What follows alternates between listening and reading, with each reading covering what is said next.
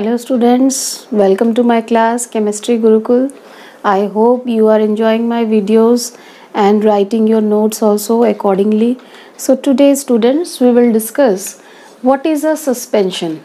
Although I have given you some basic ideas about suspension in my previous videos, but still in this video you will come to know about each and every property of suspension as well as the definition of suspension and how they are different, means how suspension is different from true solution and colloidal, that you will also see through diagram. Okay, first of all we will see definition. How can we define suspension? Suspension is a heterogeneous mixture in which the solute particles do not dissolve but remain suspended throughout the bulk of the solvent. What does it mean? It means that obviously it is a heterogeneous mixture and the particle size is very large, means it is larger than as compared to true solution and colloidal. You could see here in the figure. That's why I have drawn this to make you understand better. Okay, true solution particle size is less than 1 nanometer. That's why it's very small. It's not visible through naked eyes. In case of colloidal solution, it is nearly between 1 nanometer to 100 nanometer.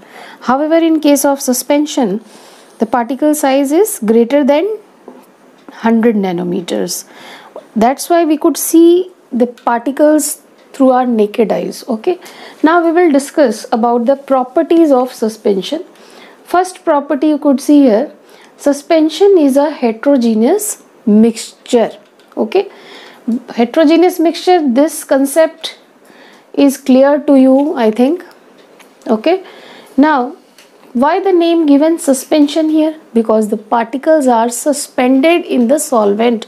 Solute particles are suspended in the solvent. That's why the name given suspension. Okay.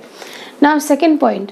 The particles of suspensions are bigger than 10 raised to power minus 7 meter or 100 nanometer.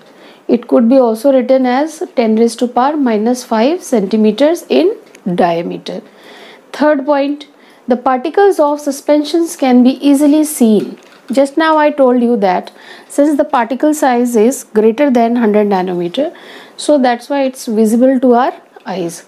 They may or may not be visible by naked eye, but they are visible under microscope. Sometimes the particles are visible to our naked eye, sometimes they are not visible, but still you can see the particle size under microscope. Now next, fourth point, the particles of suspension scatter a beam of light passing through it and makes its path visible. Means whenever light will pass through this suspension solution, it will always make its path visible. Okay. Fifth point, the particles of suspension settle down when left undisturbed. Therefore, a suspension is unstable. Means whenever you will keep it untouched or undisturbed, so simultaneously the particles, they will settle down at the bottom. Sixth point, the suspension can be separated from the mixture by the process of filtration. I hope you must be knowing about filtration. If you don't know, we will discuss in our next videos. But here you could understand filtration means just filtering, as you could have seen at home also. Your mother, when she filter the tea or strain tea through a sieve like structure. Similarly here, filtration can be done with the help of a filter paper, because the particles cannot pass through that filter paper in case of suspension. However, rest other means true solution or colloidal particles, they will pass through it. That's why they are, means true solution particles cannot be separated simply by filtration method. Understood? So this is the last point, last property of suspension.